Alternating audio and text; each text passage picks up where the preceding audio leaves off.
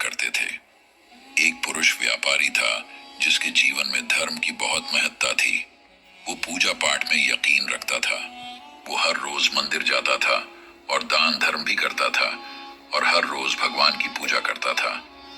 वहीं दूसरा पुरुष बिल्कुल विपरीत था।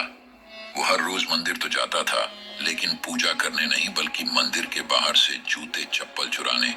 उसे दान और धर्म से कोई लेना देना नहीं था और उसे भगवान पर विश्वास नहीं था।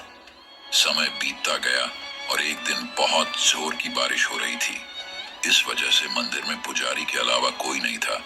ये बात जब दूसरे पुरुष को पता चली तो उसने कहा कि यह सही मौका है मंदिर का धन चुराने का। पंडित से नजर बचाकर उसने मंदिर का सारा धन चुरा लिया। उसी समय धर्म कर्म में विश्वास रखने वाला व्यक्ति भी मंदिर पहुंचा। दुर्भाग्य से मंदिर के पुजारी ने उसे ही चोर समझ लिया और चिल्लाने लगे। वहां लोग एकत्र हो गए और उसे बहुत मारा। किसी तरह वो बचते बचाते वहां से निकला तो दुर्भाग्य ने उसका साथ वहां भी नहीं छोड़ा। मंदिर के बाहर वो एक गाड़ी से टकरा गया और घायल हो गया।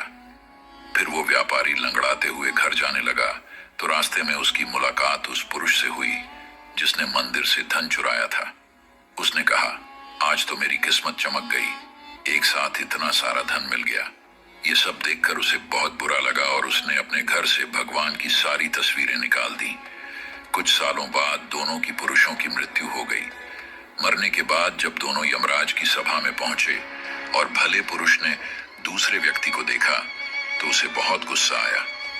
उसने क्रोधित होकर यमराज से पूछ ही लिया, मैं तो हमेशा अच्छे कर्म करता था, दान में विश्वास रखता था, उसके बदले जीवन भर मुझे अपमान और दर्द ही मिला और इस व्यक्ति को नोटों से भरी पोटली, आखिर ऐसा भेदभाव क्यों? पुत्र, तुम गलत समझ रहे हो। जिस दिन तुम्हारी गाड़ी से टक्कर हुई थी वो दिन तुम्हारे जीवन का आखिरी दिन था, परंतु तुम्हारे अच्छे कामों की वजह से तुम्हारी मौत सिर्फ एक छोटी सी चोट में बदल गई। तुम इस दुष्ट व्यक्ति के बारे में जानना चाहते हो न? दरअसल इसके भाग्य में राजयोग था, मगर इसके कुकर्मों और अधर्म की वजह से वो सिर्फ एक छोटी सी धन की पोटली में बदल गया। ऐसा सोचना कि भगवान तुम्हारे कर्मों को नजरअंदाज कर रहे हैं, ये बिल्कुल भी सत्य नहीं है।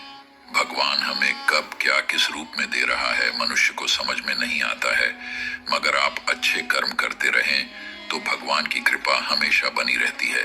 इसलिए अपने अच्छे कामों को बदलना नहीं चाहिए, क्योंकि उसका फल हमें इसी जीवन में मिलता है। इसलिए मनुष्य का फर्ज है कि वो हमेशा अच्छे कर्म करते रहे, क्योंकि श्री कृष्ण ने गीता में भी बताया है कि किसी के द्वारा किया गया कर्म बेकार नहीं जाता है, चाहे वो अच्छा हो या बुरा। बहुत से लोग नास्तिक होते हैं, लेकिन फिर उनके साथ ऐसा कुछ होता है कि वे भगवान में विश्वास करने लग जाती। आपको हमारी ये कहानी कैसी लगी? जाने से पहले राधे राधे जरूर लिखें।